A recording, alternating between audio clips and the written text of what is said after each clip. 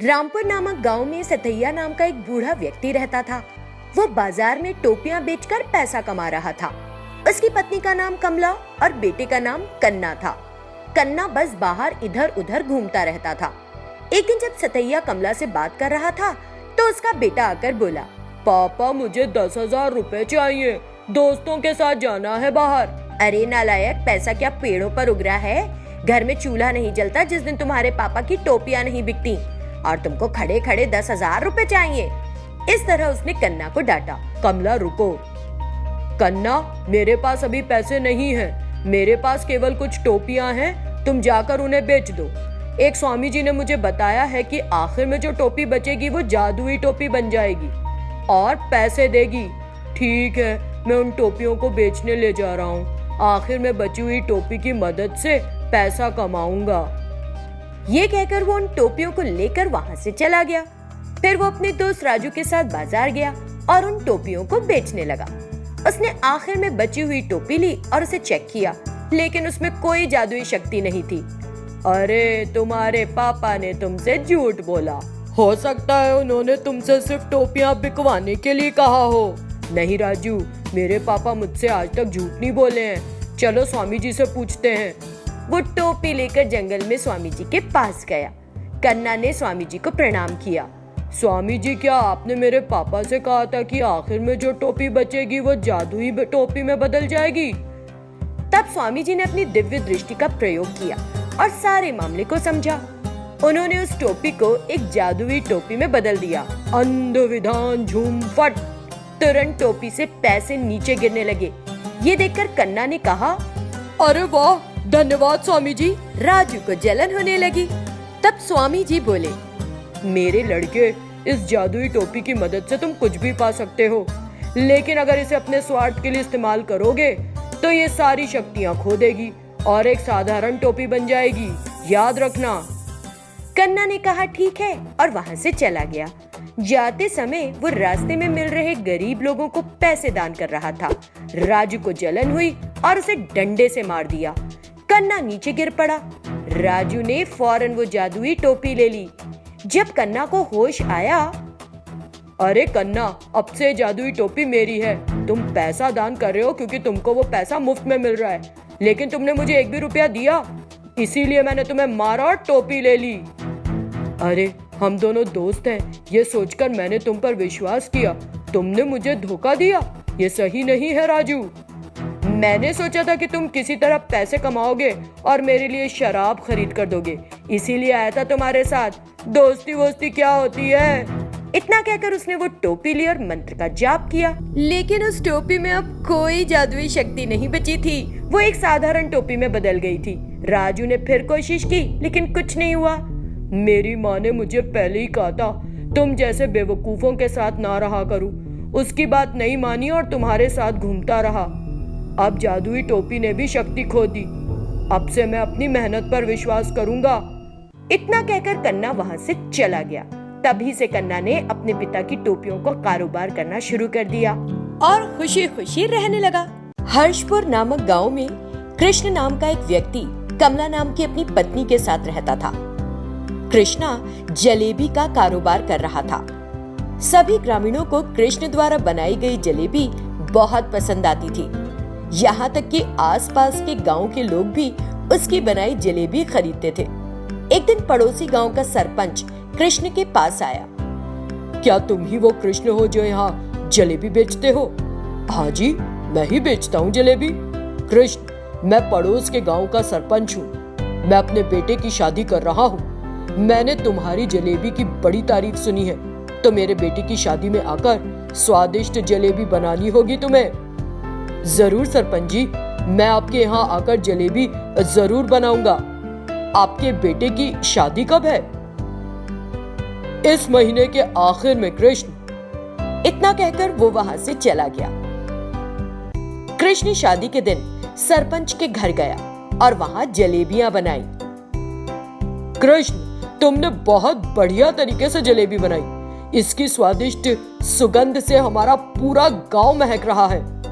ऐसा कहकर उसने कृष्ण को पैसा दिया।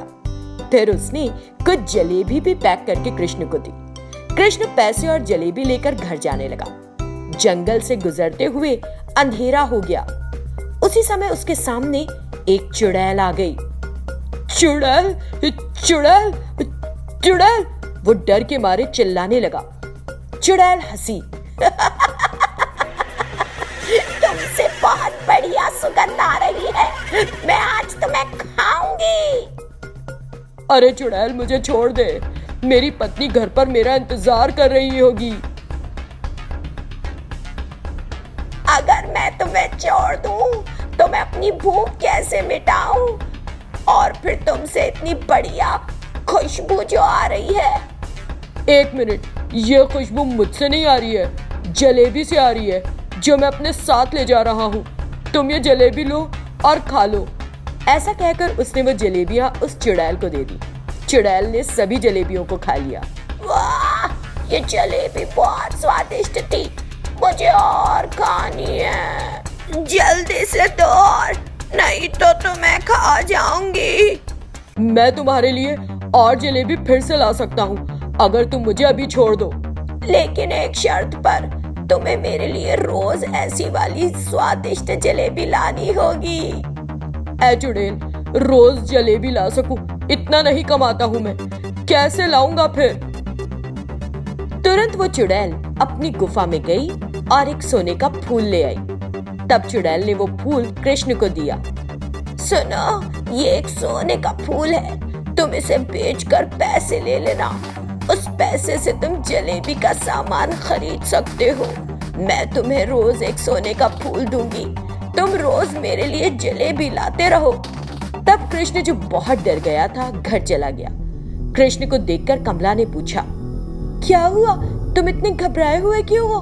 क्या हुआ? तुम्हें ये सोने का फूल कहाँ से मिला?